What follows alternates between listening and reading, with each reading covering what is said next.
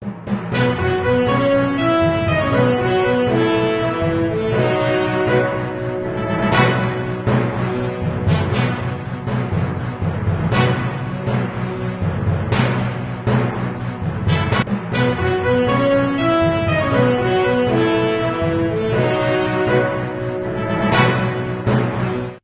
पहिचान राष्ट्र निर्माणमा हाम्रो अभियान। नमस्कार, साताभरिका समाचारहरूको सङ्गालो कार्यक्रम न्युज अफ द विकमा तपाईलाई स्वागत छ। न्युज अफ द विकको अर्को श्रृङ्खलामा पनि म उपस्थित भएको छु। आजको श्रृङ्खलामा बितेको सातामा भएका विभिन्न गतिविधिहरूका बारेमा हामी विभिन्न रिपोर्टहरू प्रस्तुत गर्नेछौँ। खास गरी बितेको सातामा विभिन्न कार्यक्रमहरूको लागि हाम्रा साथीहरू विभिन्न स्थानमा पुगेर तयार पार्नु भएको सामग्री आजको कार्यक्रममा हामी प्रस्तुत गर्नेछौँ। र आजको कार्यक्रम सुरुवात गर्न चाहन्छु। आज नागपञ्चमी पर्व परेको छ र आजको दिन कल्की जयन्तीका रूपमा पनि मनाउने गरिन्छ। र एक हिसाबले भन्दाखेरि आजको दिनदेखि चाडपर्वहरू सुरुवात हुँदैछन्।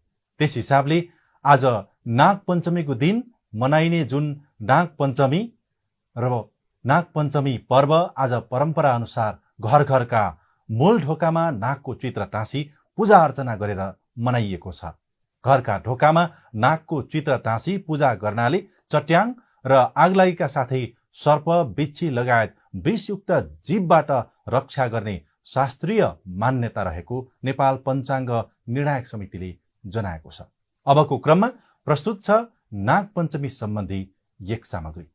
आज नागपञ्चमी, अब बिस्तारै वर्षा ओह्रालो लाग्दैछ। चाडपर्वहरूको मौसम सुरु भइसक्यो र अब लाग्ने चर्को घाममा दशैंको आभास पाइन्छ। चाडपर्वहरूलाई धर्मसँग मात्र नजोडेर संस्कारसँग जोडिने हो भने हाम्रो संस्कारलाई नागपञ्चमी जस्ता चाडपर्वले अझै धनी बनाएका छन्। आजको दिन सरीसृप अर्थात् घस्रेर जमिनमा हिँड्ने जनावरहरूको पूजा अर्चना गर्ने दिन हो। साउन शुक्ल पक्षको पञ्चमीका दिन नागको पूजा गरे मनले चिताएको कुरा पुग्ने र वर्षभरि रक्षा गर्ने जनविश्वास रहेको छ। नागपञ्चमीको दिन भक्तजनहरू नागको मन्दिरमा पूजा गर्नुका साथै घरमा नागको चित्र तास्ने चलन पनि रहेको छ। नागको पूजा गर्नाले नागको दोषले दुखेको शरीर निको हुने पनि विश्वास रहेको नागढुङ्गाका पण्डित बताउनुहुन्छ।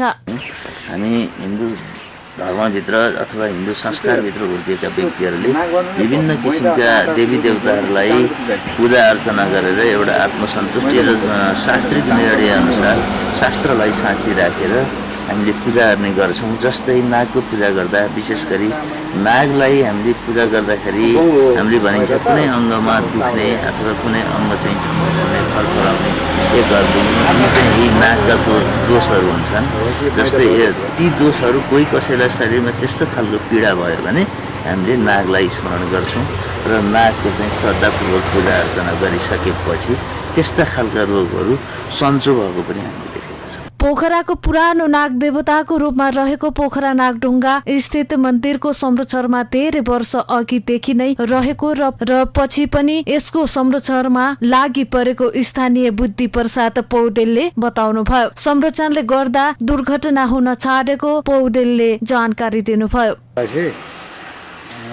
यो चाहिँ हाम्रो पहिल्यैदेखि त चाहिँ नागको थान थियो। यहाँ चौतारो थियो। चौतारामा यो शिला मात्रै थियो। पछि यो मथुराले चाहिँ बनाएर दिनुभएको हो र अनि यो बाटो खन्दाखेरि यसलाई चाहिँ लथालिङ गरेर यता चाहिँ दोदरले ल्याएर फ्याँकिदिएको थियो र पछि हामी 3-4 जना आमाहरू र हामी मिलेर यसलाई चाहिँ संरक्षण गरेर यो चाहिँ योहरू मूर्तिहरू यस्तो चाहिँ हामीले बनाइयो। यो चाहिँ प्रख्यात यहाँको चाहिँ यो पोखराको भन्दा सबभन्दा मानिएका नाग चाहिँ यही नागढुङ्गा। यसको चाहिँ नामाकरण पनि नागको उसले गर्दाखेरि नामाकरण भएको र यसको मान्यता यहाँ ठुलो छ। पहिला यो थालिँदाखेरि यहाँ धेरै दुर्घटना र यस्तो समस्याहरू भइरहेको थियो। जब यसलाई संरक्षण गरेर हामीले संरक्षण गरेर पूजा गर्न सुरु गरेपछि यहाँ धेरै त्यस्तो दुर्घटना या वरिपरि दुर्घटना भएको छैन र यहाँ नाक चाहिँ अब सबैले नाकलाई मान्न सक्यो भने नाकको जति शक्ति चाहिँ अब अहिले हामीले चाहिँ जति नाकलाई मान्छौँ त्यति नै हामी माथि शक्ति आउँछ र हाम्रो संरक्षक पनि हुन्छ। वर्षौंदेखि नागढुङ्गाका आमा समूह नागको संरक्षणमा लागेको र नागपञ्चमीका दिन विभिन्न स्थानबाट भक्तजनहरू पूजा गर्न आउने नागढुङ्गा आमा समूहका कोषाध्यक्ष कमला श्रेष्ठ सुनाउनुहुन्छ।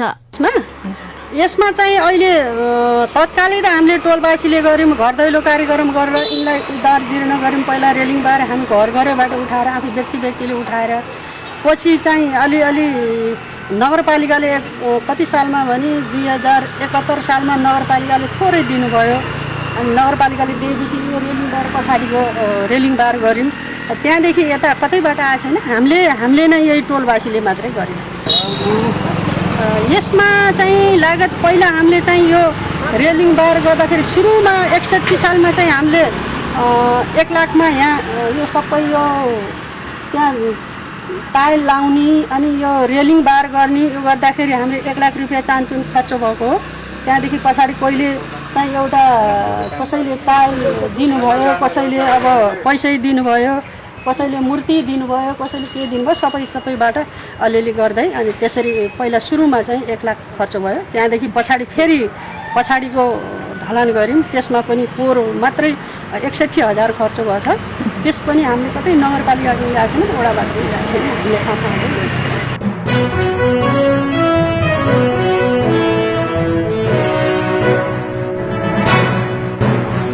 नागपञ्चमी सम्बन्धी यो सामग्री पछाडि हामी फेरि अर्को प्रसङ्गतिर लाग्न चाहन्छु र अर्को प्रसङ्ग रहेको छ निजी विद्यालयमा आबद्ध शिक्षक तथा कर्मचारीहरूले पोखरामा सोमबार शान्ति र्याली निकाले। लकडाउनका कारण 4 महिनादेखि बेतलबी रहेका कर्मचारीहरूले पूरा तलबको माग गरी निजी तथा संस्थागत विद्यालय शिक्षक कर्मचारी युनियन नेपाल प्याप्सियु पोखरा महानगर कमिटी र नेपाल यातायात स्वतन्त्र मजदुर संगठन निजी तथा आवासीय विद्यालय इकाइको संयुक्त आयोजनामा र्याली निकालेको थियो। अबको क्रममा यस सम्बन्धी एक रिपोर्ट प्रस्तुत गर्दैछौँ।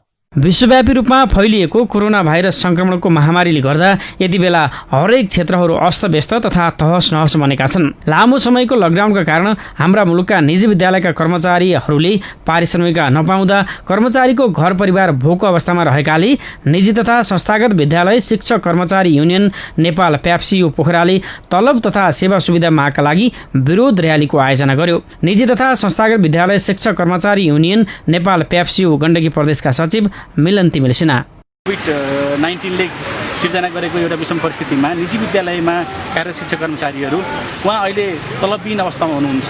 उहाँ अहिले भोकोपेटमा आफ्नो जीविका एकदम सुरक्षित रूपमा अगाडि बढिनुपर्ने अवस्था भइरहेको छ।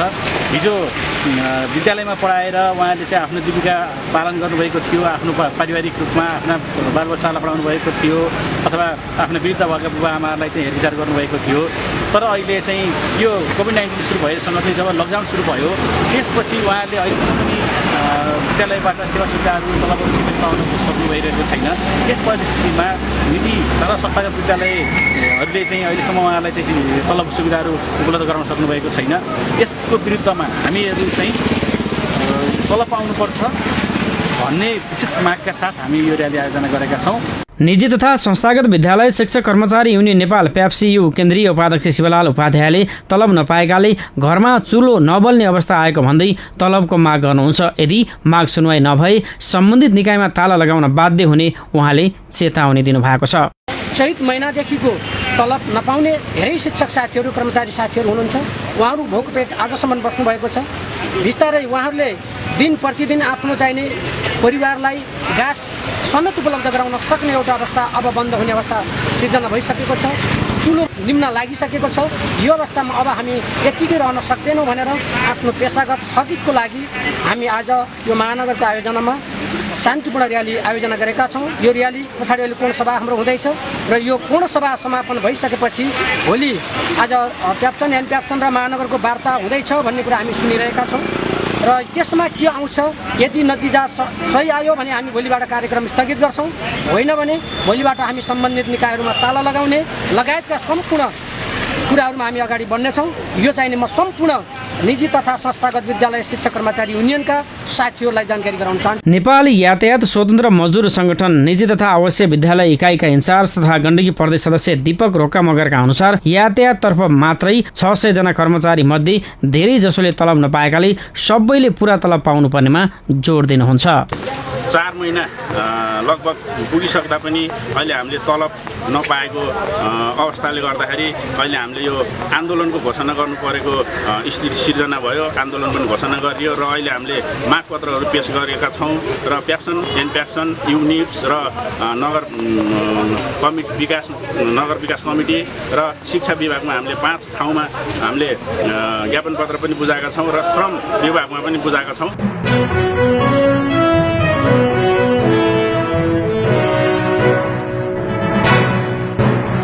निजी तथा आवासीय विद्यालयमा कार्यरत शिक्षक तथा कर्मचारीहरूको यो प्रसङ्ग पछाडि अबको क्रममा भने नेपाल कम्युनिस्ट पार्टी नेकपाका संस्थापक महासचिव पुष्पलाल श्रेष्ठको स्मृति दिवस सम्बन्धी प्रसङ्ग अबको क्रममा जोड्न चाहन्छु। नेपाल कम्युनिस्ट पार्टीका संस्थापक महासचिव पुष्पलाल श्रेष्ठको 42औं स्मृति दिवस विभिन्न कार्यक्रमको आयोजना गरी मनाइएको छ। नेपाल कम्युनिस्ट पार्टी नेकपा कास्कीको आयोजनामा भएको एक कार्यक्रम नेपाल कम्युनिस्ट पार्टी नेकपा कास्कीको आयोजनामा भएको एक कार्यक्रममा पुष्पलालले देखाएको बाटोमा हिँड्नुपर्नेमा सहभागीहरूले जोड दिएका छन्। अबको क्रममा पुष्पलाल स्मृति दिवस सम्बन्धी सामग्री। पुष्पलालले नेपालका मजदुरहरूको नेतृत्व लिनुका साथै गन्तव्यमा पुर्याउन सफल व्यक्तिको रूपमा लिनुहुन्छ गण्डकी प्रदेशका सांसद मीना गुरुङ। उहाँले बनाउनु भएको त्यो गोरेटोमा अगाडि बढ्दै यो नेपाली जनता, यो गरिब जनता, यो दुःखमा जुन किसिमको एउटा श्रम गरेर नखाइ नहुने श्रमजीवी वर्गको नेतृत्व गर्दै उहाँले हामीलाई जुन किसिमको एउटा गन्तव्यमा पुग्नको लागि हौसला प्रदान गरिदिनु भएको छ। त्यति मात्र नभएर देशका लागि केही राम्रो काम गर्न सके अमर हुन सकिने शिक्षा आम जनतालाई दिएको गुरुङ सुनाउनुहुन्छ। मान्छेले एउटा असाध्यै महत्त्वपूर्ण कार्य गरिसकेपछि उहाँ चाहिँ अमर हुँदो रहेछ र कहिल्यै पनि नमर्दो रहेछ भन्ने जुन हामीले अहिले हाम्रा आदरणीय नेताहरूलाई बेला बेलामा वर्षैपछि सम्झिरहँदाखेरि मलाई व्यक्तिगत रूपमा एकदमै अनुभूति हुन्छ। केही न केही यो देशको लागि, जनताको लागि र सम्पूर्ण कम्युनिस्ट हाम्रा पार्टीले ल्याएको यो अहिलेको समृद्धि र सबल नेपाल, सक्षम नेपाल, सफल नेपाल र सुखी नेपालीको नारालाई सफल गर्नमा यस्ता हाम्रा नेताहरूको हामीप्रति चाहिँ हामीलाई सन्देश नै हाम्रो लागि चाहिँ राम्रो एउटा पक्षपोषण र आत्मविश्वासका साथ नेतृत्वमा अगाडि बढ्नको लागि एकदमै प्राप्त छ। बोल्न लेख्न मात्र नभएर शिक्षा, स्वास्थ्य लगायतका मौलिक हकका लागि महत्त्वपूर्ण योगदान पुर्याएको नेपाल कम्युनिस्ट पार्टी नेकपा केन्द्रीय सदस्य तथा गण्डकी प्रदेश इन्चार्ज खगराज अधिकारीले बताउनुभयो। मजदुरहरू, घन खटाउनेहरू, हलो जोत्नेहरूको विचार हो भनेर हेरिदिनु। पहिलो कम्युनिस्ट पार्टीको पर्चामै जोत्नेको जमिन जसको जोत उसको पोत भनेर नारा लेखिएको छ। सम्पूर्ण प्रजातन्त्रको कुरा उल्लेख गरेको छ। पुष्पलालले ड्राफ्ट गरेकोमा सम्पूर्ण प्रजातन्त्र भन्नुहुन्छ। सम्पूर्ण प्रजातन्त्र भनेको के हो भने अहिले हाम्रो प्रधानमन्त्रीले भन्नुहुन्छ कि कम्प्रिहेन्सिभ डेमोक्रेसी। हामीले नीति कार्यक्रममा पनि कम्प्रिहेन्सिभ डेमोक्रेसी भनेको छ। सम्पूर्ण प्रजातन्त्र भनेको थियो। सम्पूर्ण प्रजातन्त्र भनेको बोल्ने लेख्ने अधिकार मात्रै होइन, उसले मौलिक हक, मानव अधिकार, बाँच्ने, औषधि उपचार, पढ्ने लेख्ने, रोजगारी पाउने अनि स्वतन्त्रतापूर्वक विचरण गर्न पाउने, त्यति मात्र होइन स्वच्छ हावा र स्वास्थ्य अधिकार, सम्पूर्ण अधिकारहरू यसभित्र पर्छन्। यसैलाई सम्पूर्ण प्रजातन्त्र हाम्रो पुष्पलालले ड्राफ्ट गरेको पहिलो पर्चाकै आधारमा अहिले सरकारले यही काम गरेको छ र कम्प्रिहेन्सिभ डेमोक्रेसी भनिन्छ। नेपाल कम्युनिस्ट पार्टी नेकपा कास्की जिल्ला इन्चार्ज राजकाजी गुरुङकरणले त्यो समयमा गरेको भौतिकवादी कोरोबाट समाजको विकास विश्लेषण आजको समाजमा आइपुग्दा पनि अहिलेको कम्युनिस्टहरूले अवलम्बन गरेको तर्क गर्नुहुन्छ। नेपाली समाजको, नेपाल अहिले हामी जुन समाजमा छौँ यो समाजको चरित्रको विषयमा र यो समाजको विकासको विषयमा जसरी उहाँले भौतिकवादी कोणबाट व्याख्या र विश्लेषण गर्नुभयो, त्यो आजको हामी कम्युनिस्टहरूले पनि त्यही समाज ओरिएन्टेड वा अथवा त्यही दिशा वरिपरि रहेर हामीले समाजको विश्लेषण गरिरहेका छौँ, समाजको व्याख्या गरिरहेका छौँ र हामीले त्यो समाजकै आधार, त्यो विश्लेषणको आधारमा कम्युनिस्टहरूले मेरो विचारमा सङ्घर्ष या नीतिका कुराहरू अहिलेसम्म पनि हामीले अवलम्बन गरेको हामीले देखिराखेका छौँ।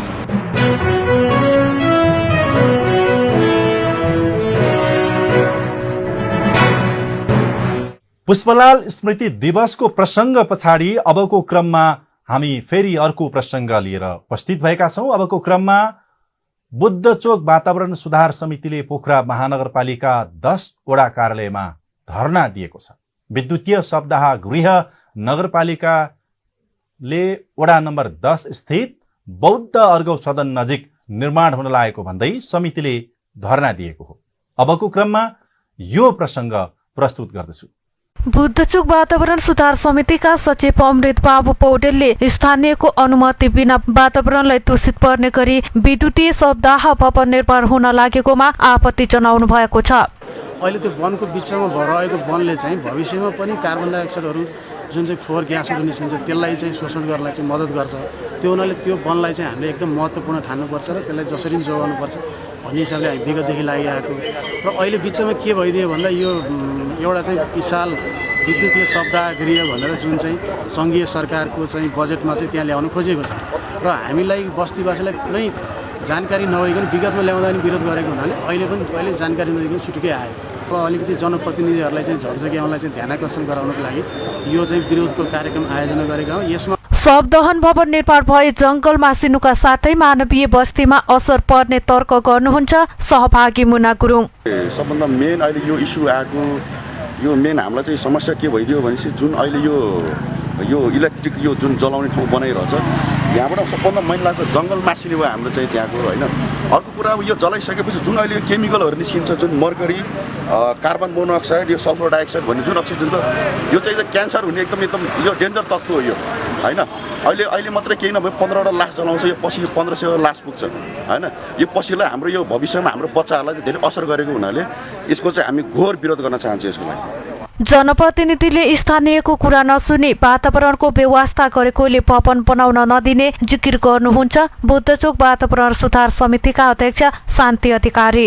हामीलाई बनाएका जनप्रतिनिधिहरूले हाम्रो कुरा नसुनिकन त्यहाँको वातावरणलाई ख्यालै नगरिकन आज जुन काम भएको छ त्यसमा हामीले ठाउँमा विरोधहरू गर्दा पनि हामीलाई बोलाएर त्यो खालको कसरी चाहिँ समाधान गर्ने त नि कसरी बनाउने कहाँ बनाउने भन्ने खालको एउटा हामीसँग आएर कुराकानी नगरेको कारण सुरक्षाकर्मी राखेर काम गर्ने स्थानीयवासीको विरोधका कारण सुरक्षाकर्मी राखेर काम गर्ने भन्ने खालको हामीले पत्र पाएको हुनाले त्यसको विरोधमा हामी छौँ। विकासका कामका लागि स्थानीयसँग समन्वय गरी अघि बढे उचित हुने पोखरा 10 का ओडा सदस्य दीपक बहादुर थापाले बताउनुभयो। विकासका कामहरू भएको राम्रो हुनुभन्दा पहिला स्थानीय तहमा स्थानीय बासिन्दाहरू जो हुनुहुन्छ उहाँलाई कतिको असर पर्छ पर्दैन, कति फाइदा छ बेफाइदा छ त्यो कुरालाई मूल्याङ्कन गरेर नै सरकार अगाडि बढ्दाखेरि उचित हुन्छ जस्तो लाग्छ।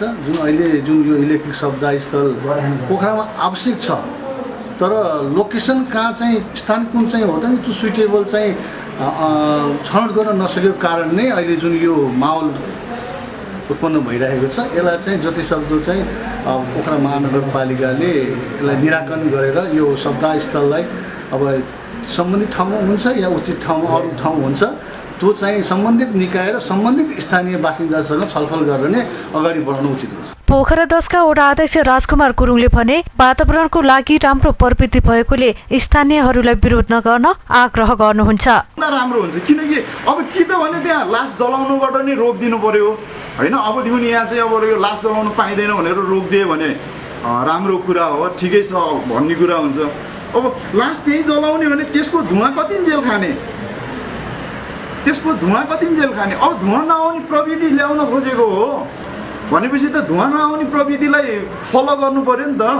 वातावरणीय हिसाबमा हामीलाई गन्ध आउँछ यस्तो हुन्छ भन्ने जति मान्छेले सोच्छ एकचोटि प्लिज गएर आर्यघाटमा गएर पशुपतिमा भएको क्रिमेटोरीलाई हेरिदिनुहोस् र त्यहाँ लास जलिरहेको अवस्थामा तपाईँ त्यहाँ त्यसको 10 मिटरको छेउमा गएर बसिदिनुहोस्। तपाईँलाई गन्ध आउँछ कि आउँदैन र त्यो बुझेर तपाईँहरूले चाहिँ विरोध गर्नुहोस्, होइन भनेदेखि यो विरोध के का लागि भन्ने मेरो कुरा। शहरी विकास मन्त्रालयले टेन्डर गरिएको सप्ताह भवन निर्माण कार्यलाई सुरक्षाका साथ अघि बढाउने पोखरा महानगरपालिकाका सूचना अधिकारी भरतराज पौडेलले बताउनुभयो। भवन अत्याधुनिक र वातावरण प्रदूषण रहित बन्न लागेको पौडेलले जानकारी दिनुभयो। सप्ताह भवन निर्माणका लागि 1,50,00,000 रुपियाँ विनियोजन गरिएको छ।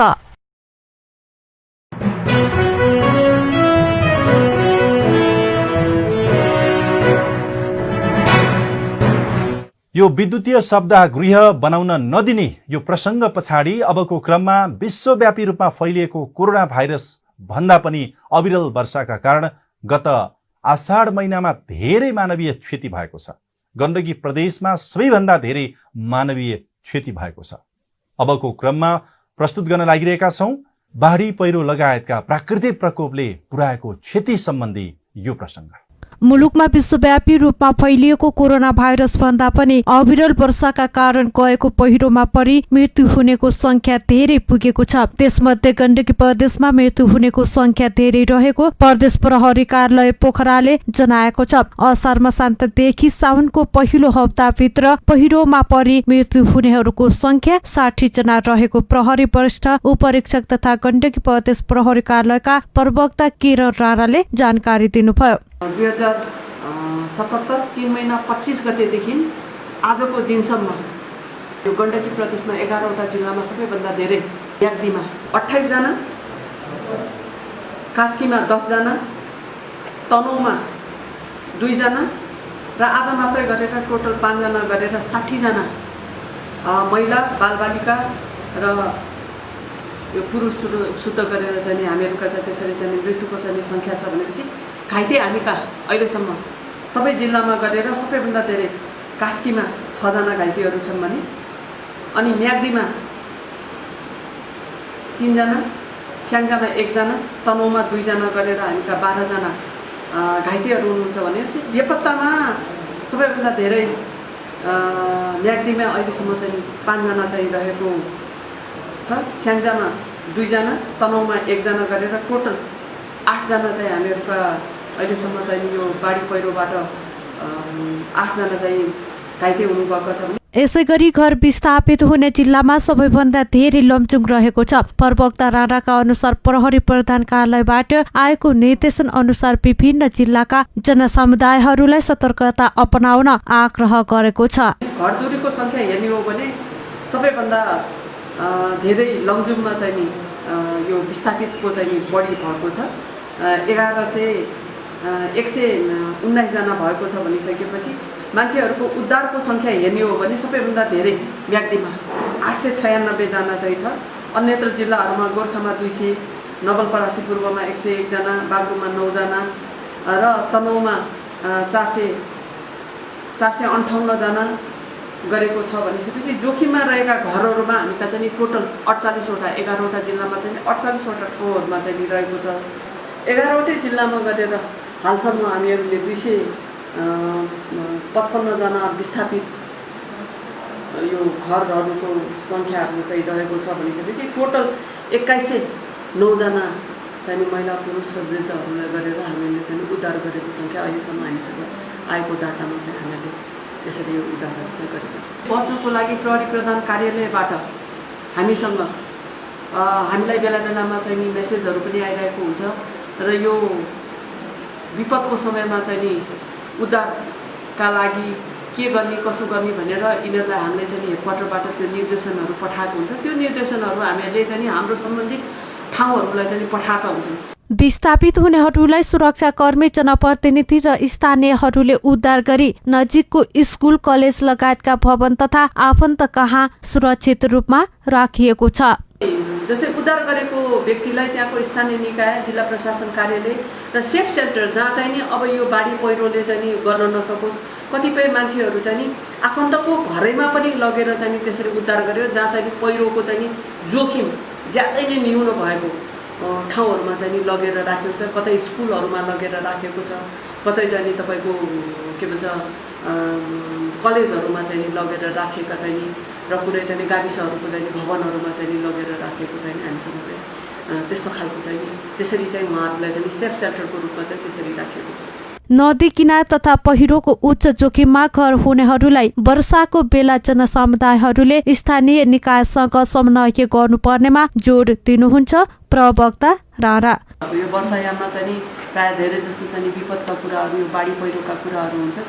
यस्तो बेलामा चाहिँ नि स्थानीय चाहिँ नि म जनमानसमा के अनुरोध गर्न चाहन्छु भनेपछि त्यस्तो ठाउँहरू छ आफूलाई चाहिँ अलिकति जोखिमपूर्ण ठाउँहरूको रहेछ भने नजिकैको प्रहरी कार्यालयमा स्थानीय निकायहरूसँग पनि समन्वय गर्ने, त्यहाँ गर्ने भनेपछि जसरी उनीहरू इभ्याकुएट गर्ने भन्दा अगाडि उहाँहरूलाई अब त्यसरी बाढी पहिरो आउँदैछ, त्यो घरहरू जोखिममा पर्यो, त्यो ठाउँहरू जोखिममा पर्यो भनेपछि उहाँहरूलाई सकभर चाहिँ नि प्रहरी कर्मचारी सँगसँगै गइदिएर नभए पनि चाहिँ त्यहाँ सुरक्षा निकायको मान्छेहरू सँगसँगै गइदिएर उहाँहरूले के गर्नुहुन्छ भनेपछि आफ्नो गरगहनाहरू, सानोतिनो सामानहरू, नागरिकताहरू झटपट झोला जस्तो टाइपको चाहिँ लिएर उहाँहरूलाई चाहिँ आफ्नो सुरक्षित ठाउँको लागि सेफ सेल्टरमा लगेर जानलाई चाहिँ हामीहरूले अनुरोध गरिरहेका हुन्छौँ जहिले पनि।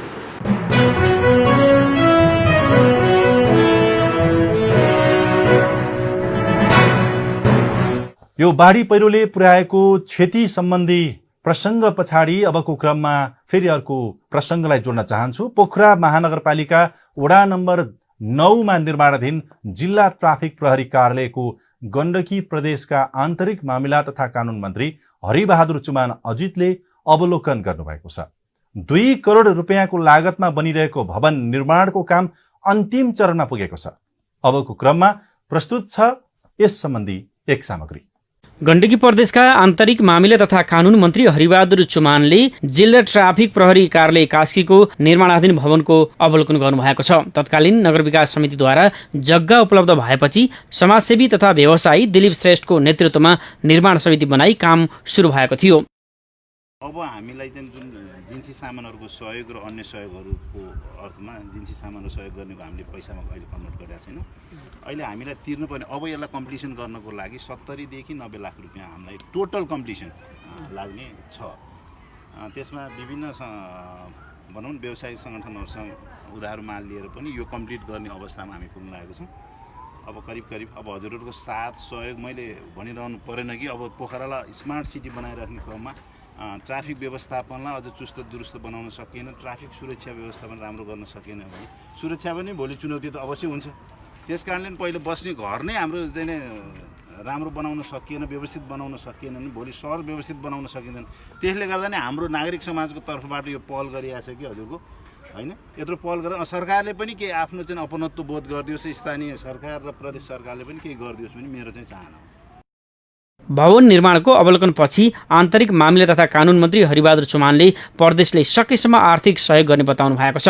प्रदेश सरकार भनेपछि यस्ता कार्यहरूमा केही हदसम्म भए पनि सहयोग गर्ने काममा थप सहजता आएकाले भवन सम्पन्न गर्नका लागि आवश्यक स्रोतको खोजी गर्ने प्रतिबद्धता पनि व्यक्त गर्नु भएको छ।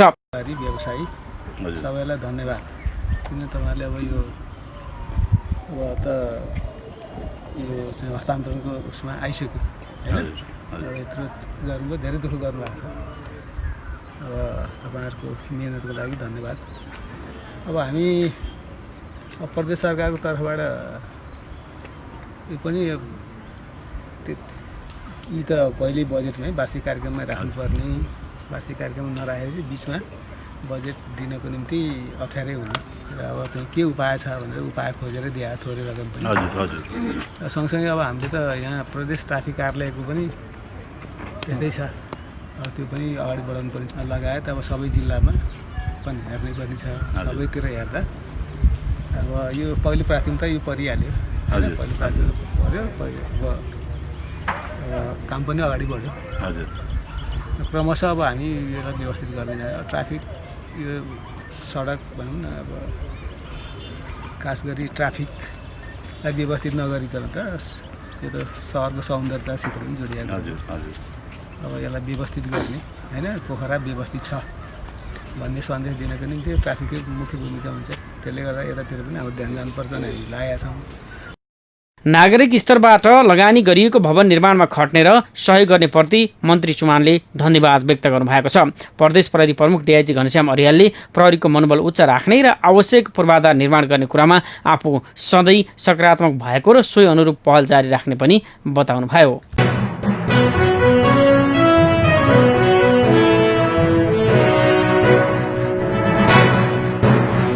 जिल्ला ट्राफिक प्रहरी कार्यालय कास्कीको भवन सम्बन्धी सामग्री पछाडि अबको क्रममा फेरि धान उत्पादन सम्बन्धी प्रसङ्ग जोड्न चाहन्छु। धेरै क्षेत्रमा नकारात्मक असर पारेको कोरोना संक्रमणले धान रोपाइमा भने केही सकारात्मक असर समेत देखा परेको छ।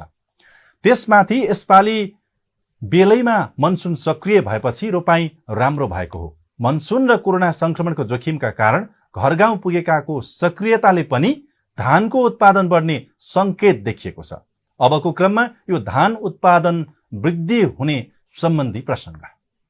कोरोनाको जोखिमका कारण शहरबाट गाउँ गएका तथा विदेशबाट घर फर्केकाहरू समेत खेतीमा सक्रिय भएका र मौसमले समेत राम्रो साथ दिएपछि धान रोपाइमा समेत सहज भएको हो। यसपटक मनसुन र काम गर्ने जनशक्ति सक्रिय भएकाले धानको उत्पादन नै बढ्ने देखिएको छ। अघिल्लो वर्षको तुलनामा गण्डकी प्रदेशमा धान रोपाइको अवस्था कस्तो छ त? अघिल्लो वर्षको तुलनामा अहिलेको धान रोपाइको प्रतिशत एकदमै बढेको अवस्था छ। तर यो दुःखको कुरा र सुखको कुरा दुईटै छ।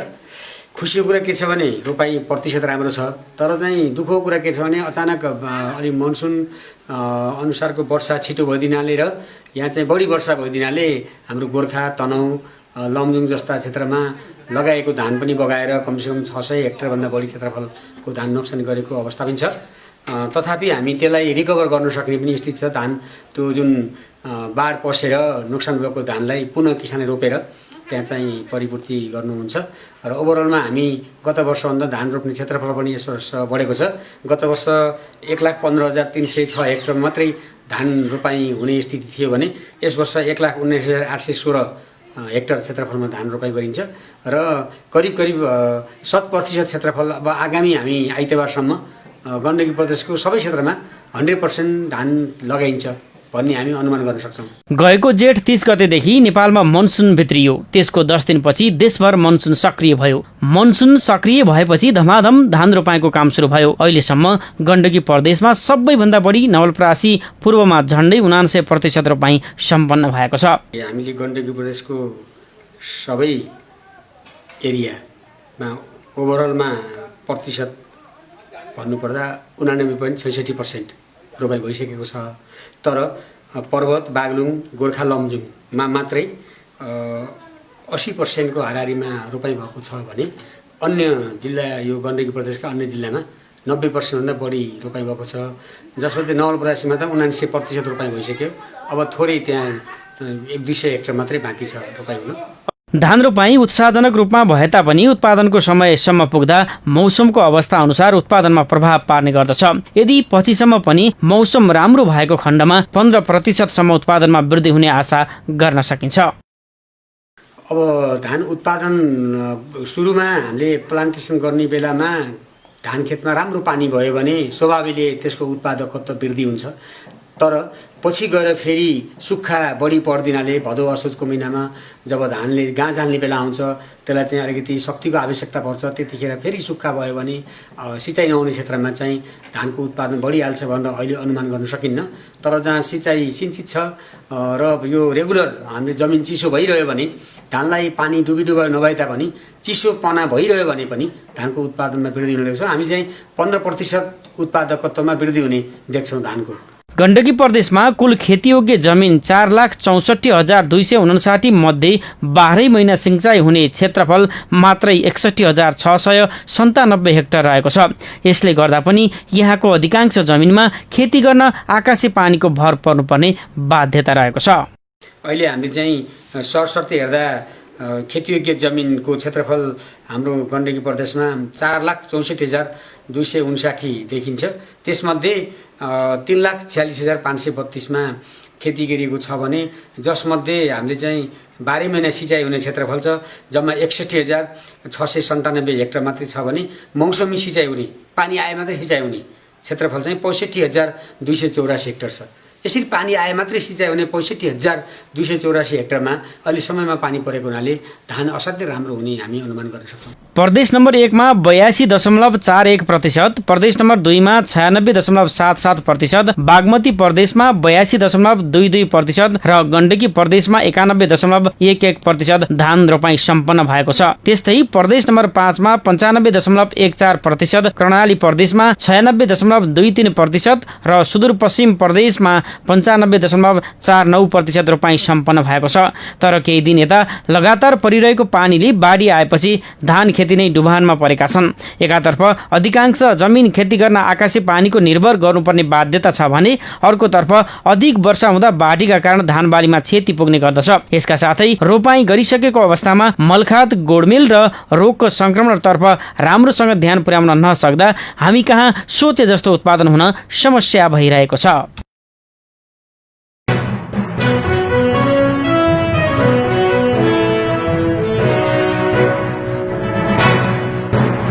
दर्शकवृन्द, आजको श्रृङ्खलामा हामीले यो सातामा भएका विभिन्न कार्यक्रमहरूको सामग्रीहरू प्रस्तुत गर्यौं।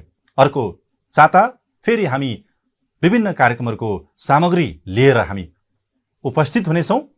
आजको कार्यक्रमबाट भने म सहित हाम्रो सम्पूर्ण टिमलाई आज्ञा दिनुहोस्। राष्ट्र निर्माणमा हाम्रो अभियान जारी छ। तपाईँ फेवा टेलिभिजन हेर्दै गर्नुहोस्। नमस्कार।